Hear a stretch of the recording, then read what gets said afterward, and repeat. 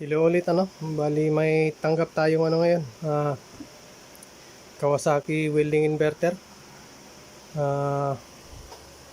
model yan 300 mini 300. So ang history pala ng welding na to, bali napa-check up na to bali ang nakita daw sira daw yung apat na IGBT. Ewan ko lang kung apat yung IGBT nito. Matingnan na rin sa board view kung apat ba talaga. Nakalimutan ko na kung ilan ang IGBT nito. Kawasaki mini 300. Bali apat pala. Bali apat yung IGBT nito. So tiningnan na to, sira daw yung apat na IGBTs. Kaya di na natin ipa-plug in ite-testing lang natin, buksan na lang natin tapos testingin natin i-tester kung talagang sira ba Pero sa tingin ko sira kasi yung kaibigan ko yung tumingin nito Tayo lang pina-repair. Chinek up lang niya to yung welding na to.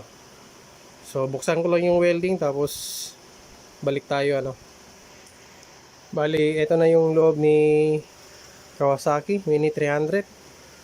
So ayan yung loob niya. Yan yung apat na IGBT, tigda dalawa gamit. Tapos tatlong output diode lang ang ginamit So ayan.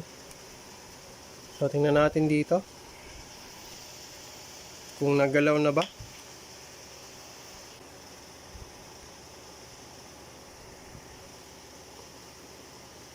Pero parang hindi pa naman nagalaw So baka tinestiran lang siguro. So testerin na rin natin. Set up ko lang yung camera.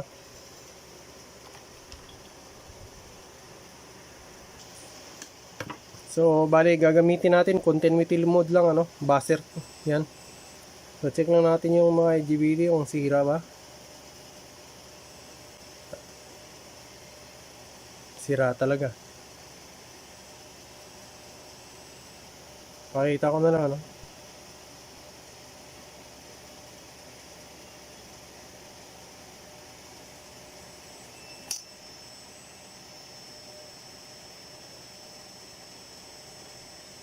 Yan, sira. Dito kabila.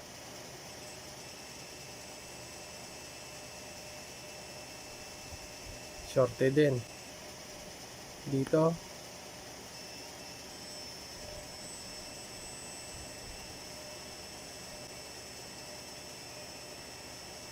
Shorted din.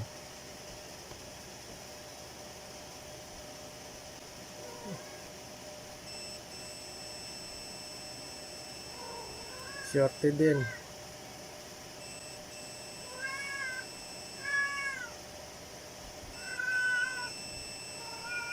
Shorted.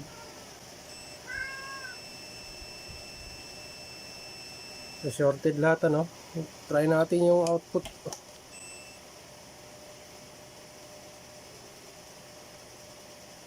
Okay naman, wala naman. Diode mode tayo.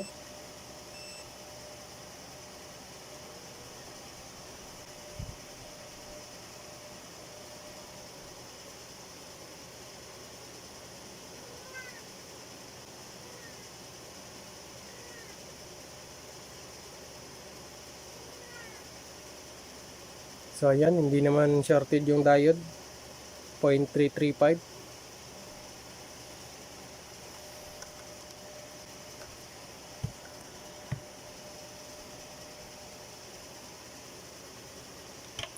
So alamin natin ba't nasira yung mga IGBT na to So tanggalin ko lang yung board sa chassis para maano natin, maayos tayong mag-repair nito. Kasi bulky kasi pagka ganito mahirap. Pwede namang hindi tanggalin, kaso nga lang pag tayo gumawa, talagang ayusin natin na maigi kasi lilinisin pa natin yung board nito Kaya mas maiging tanggalin na natin.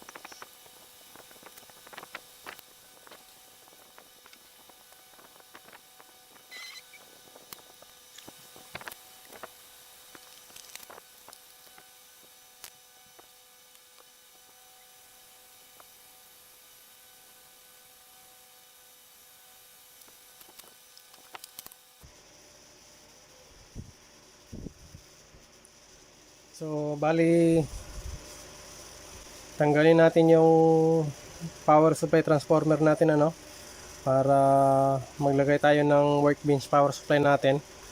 Tapos mag-tester tayo dito kung may output pa. Tsaka alamin natin ba't nasira yung apat na IGBT. So, na-tester natin yung lahat ng IGBT, sira. Walang duda na sira yun. So, ang alamin lang natin, bakit nasira yun. Anong dahilan.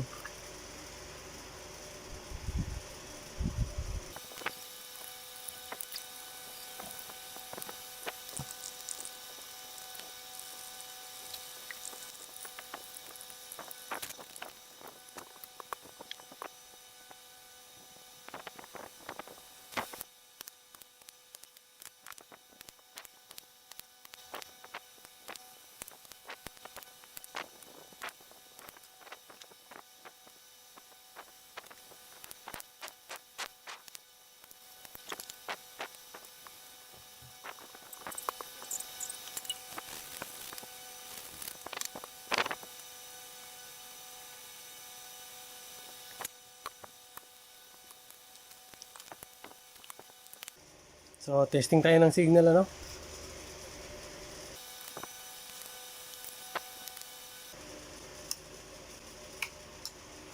So, meron, ano. So, ang tanong, ba't nasira? Napakita ko muna, ano. So, itaas ko lang ng konti yung camera natin.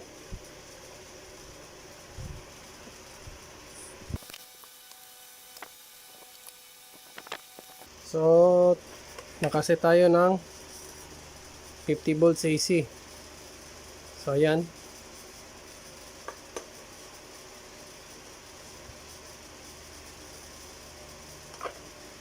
So, ganyan na lang kasi para hindi masyadong maliwanag. So, check tayo dito ng signal. So, yan, oh. Pumalo.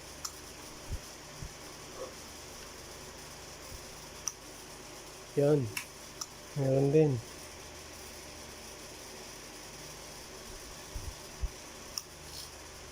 Yan. Meron. So, ayan. Meron. So, meron, ano. Kung sa analog natin titingnan, parang wala tayong makikitang problema. Pero, try nating gamitan ng oscilloscope kung halos parehas ba lahat yung signal o tsaka waveform nito, ano.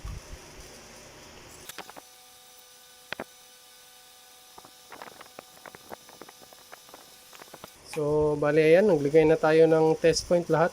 Yan, no? Nakita nyo naman yung lead natin na pinutol.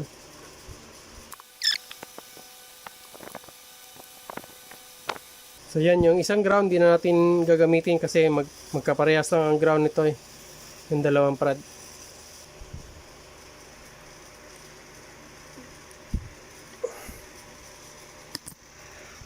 So ayan, ano. So nandun na rin yung scope natin. So dalawang channel gagamitin natin. So on ko na yung welding. So ayan. So ipopost ko lang. Yan.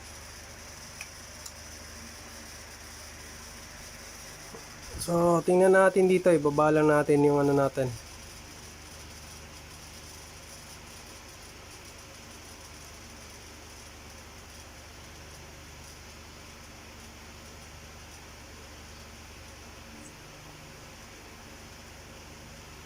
Naka times 10. Naka 20 volts yung isa. So 20 volts natin to.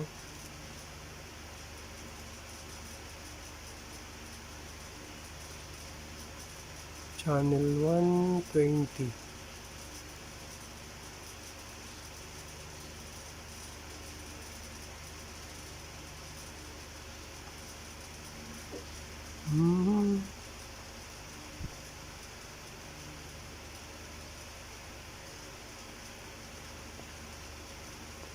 So, ano napapansin nyo?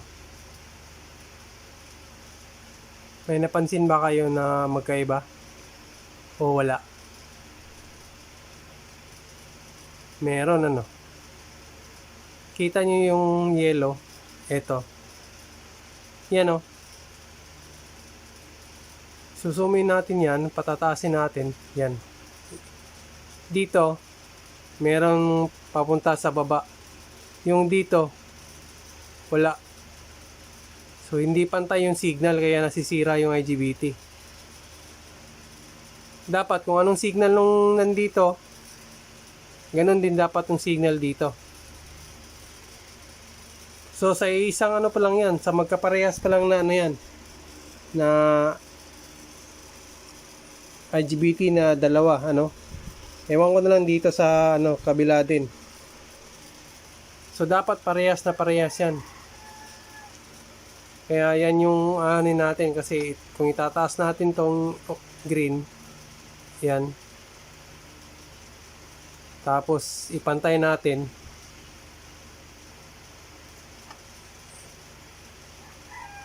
Yan o. Oh. Hindi pantay. Kahit na dito sa taas, hindi rin pantay. May parang nakaumbok dito sa taas, dito sa green, matuwid lang. So, hindi pantay yung IGBT natin na signal. Kaya kailangan nating ayusin yan. Ano?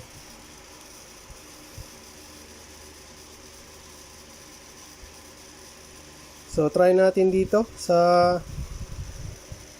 kabila din. So, ulit, irara natin to.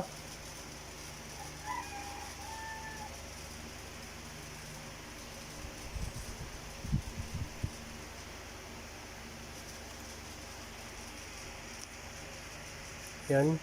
Tapos, panda rin ulit natin. Teka lang. Naghahangata.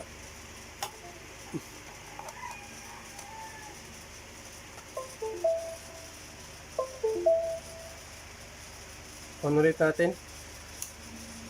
Yan o.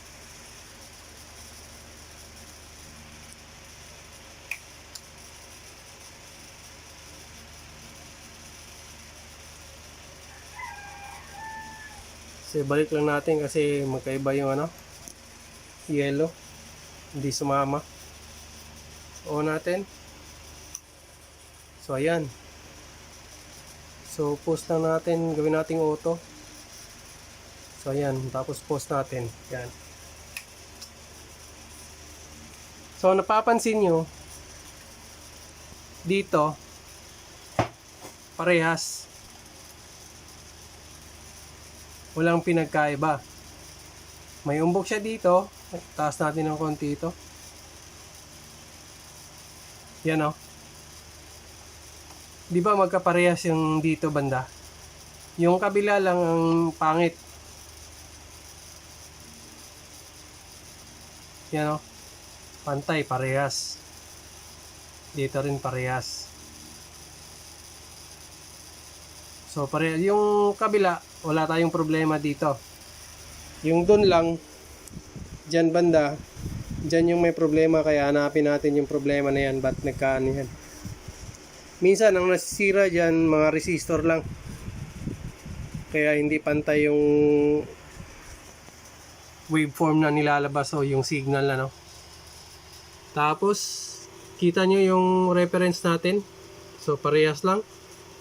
18.2 tapos 53.69 kHz ang frequency. So ayan, yung kabila maayos na maayos, yung kabila naman hindi. So yun yung hanapin natin. So post ko lang ano, ilalagay ko lang ano yung camera sa ano. So ngayon balik rin natin. Kasi andito lahat yung ano, mga control. So yung dito banda, yung huli, so walang problema. So dito lang.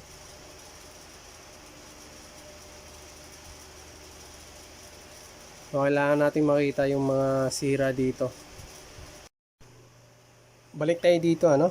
So ang ginamit na IGBT, yung number,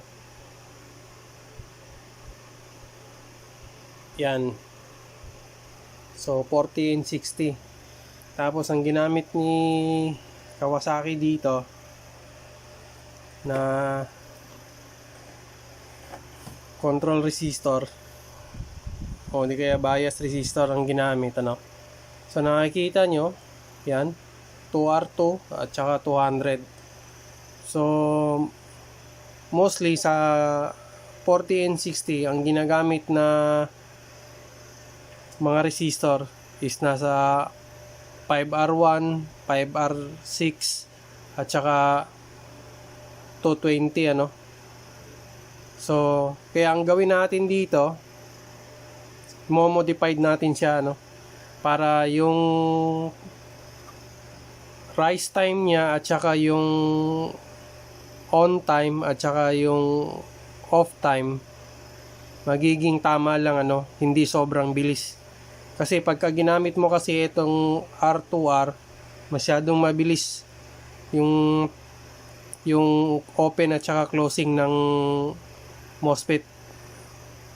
Yung IGBT natin, ano, masyadong mabilis at saka umiinit siya pagka ganun ang ganito ang ginagamit na biasing, ano. So kaya gagamitin natin ang 5R1 at saka 220 para tama-tama lang yung rise time niya at saka closing time at saka open time. So kaya mo-modified lang natin to sa lahat dito. Tapos titingnan natin pagkatapos nating ma-modified kung lahat ng signal itatama na ba sa bawat isa, no. Yung dito na side at saka ito kung magkapareha ba yung signal, tapos dito at saka ito rin magkaparehas, o kung makita nating magkaparehas sila lahat, isang waveform lang, mas maganda. So tanggalin ko lang yung mga mga resistor, ano.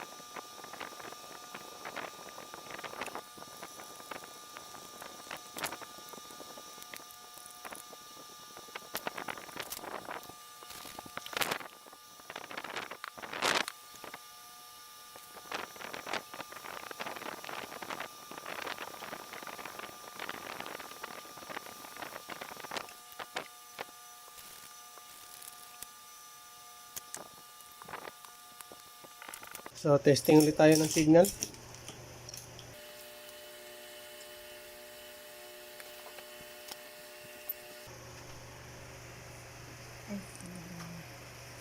Bali, on na natin yung welding, ano. Tapos tingnan natin yung signal kung pantay ba. So ayan. So pupush ko lang. Ayan. So bali pantay na.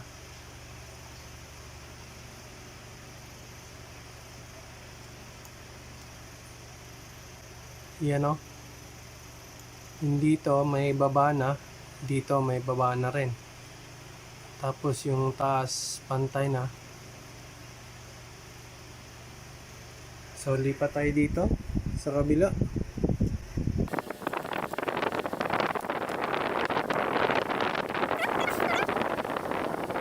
So on ulit natin.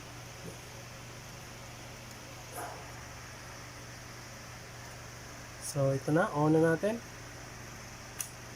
So ayan. Pause natin. So ayan. parehas na pantay.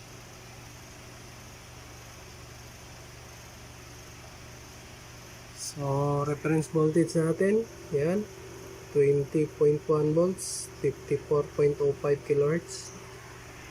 So ayan, ano, okay na yan.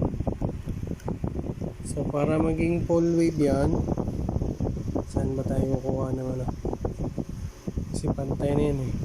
Testing natin yung dito.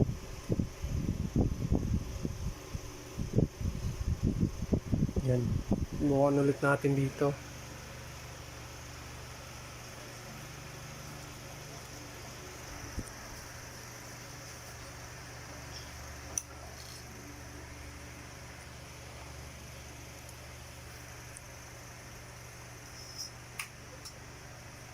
So ayan, pantay na.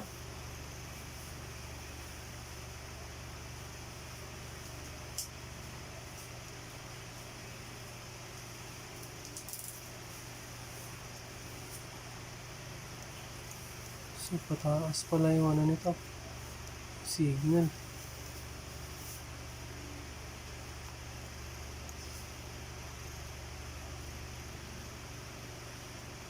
So ayan, nakikita nyo, ano?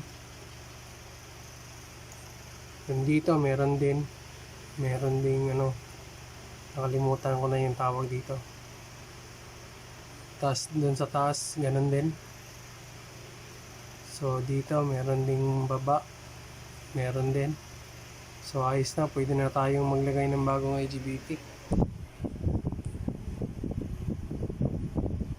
So ganun lang pag-check, ano. Kung hindi pantay, palitan nyo lang yung mga ibang pyesa.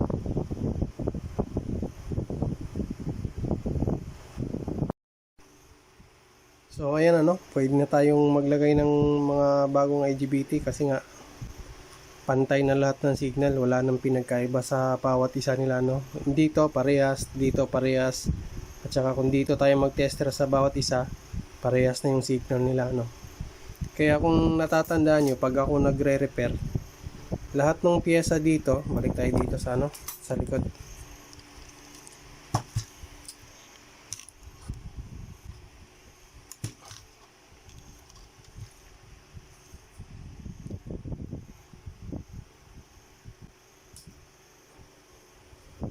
Kung napapansin nyo, pagka ako nagre-repair, lahat ng pyesa rito, resistor, pinapalitan ko lahat yan.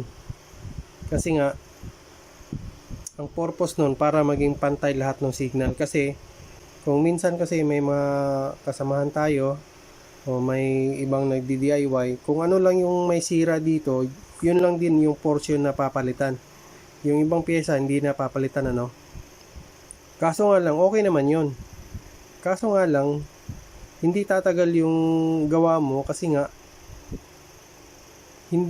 may tendency nun na hindi napantay yung signal ng nilalabas ng mga IGBT.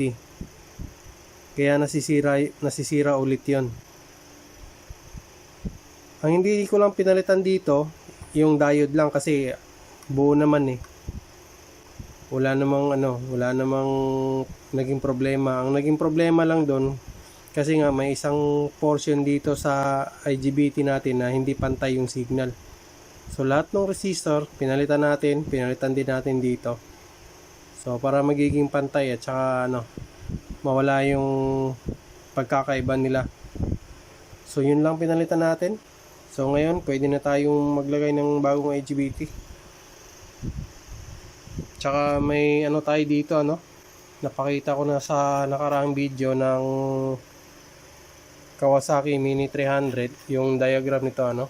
So pakita ko lang. Yan, ito yung diagram ni Kawasaki. So lagay tayo sa top. Yan. Ito yung isang gawa natin nung una, yung pinalitan to, yung ano, yung mga pyesa rito, yan, iba na yung pinalit, kaya nagtaka tayo kung bakit yung ganitong pyesa ang nilagay dito sa LM358. Kala siguro hindi ko mahuhuli yung unang gawa ko, pero sa welding na to ngayon na ginagawa natin, wala namang ginalaw tsaka wala naman akong nakita na may hinang yung board. So laking pasalamat natin sa ganun, para iwas na tayo sa sakit ng ulo. So ito na yan yung top, tsaka ito yung bottom. Yan.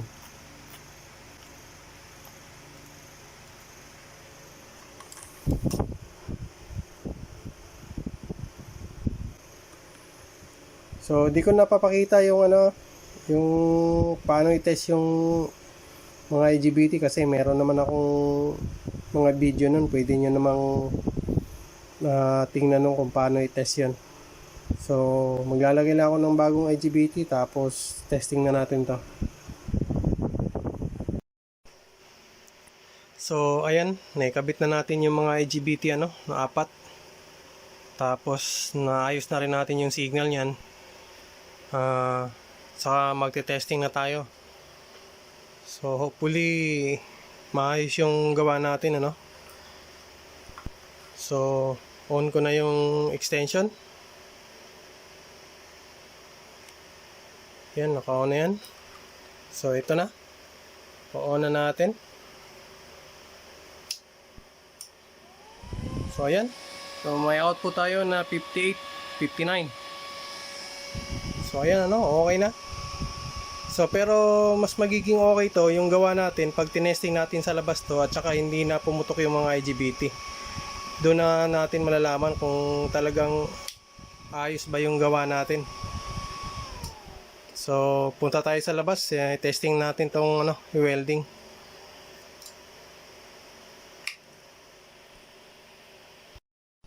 Andito na tayo sa labas so para i-try si Kawasaki Mini 300 na welding. So on natin yung welding. So ayan. So set muna tayo dito sa pinakamababa. Yan.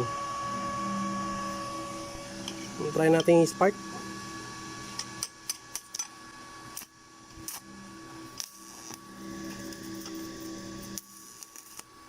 So taasan natin ng konti, 110. So welding natin to.